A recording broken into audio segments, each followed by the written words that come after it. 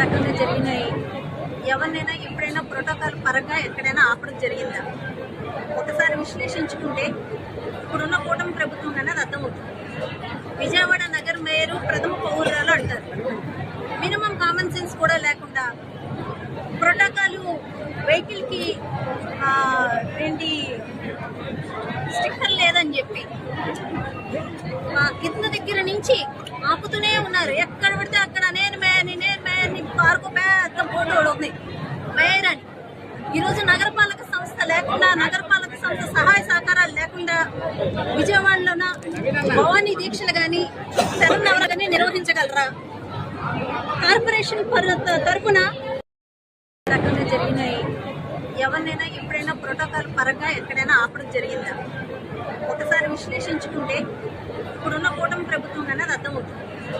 విజయవాడ నగర మేయరు ప్రథమ పౌరురాలు అంటారు.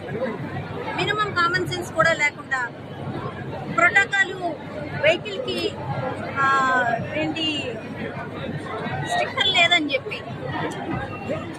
కింద దగ్గర నుంచి ఆపుతూనే ఉన్నారు. ఎక్కడ పడితే అక్కడ నేను మేయర్ని పార్కు పెద్ద బోర్డు ఉంది మేయర్ అని. ఈరోజు నగరపాలక సంస్థ లేకుండా, నగరపాలక సంస్థ సహాయ సహకారాలు లేకుండా విజయవాడలోన భవానీ దీక్షలు కానీ శరన్నవరాలు కానీ నిర్వహించగలరా? కార్పొరేషన్ తరఫున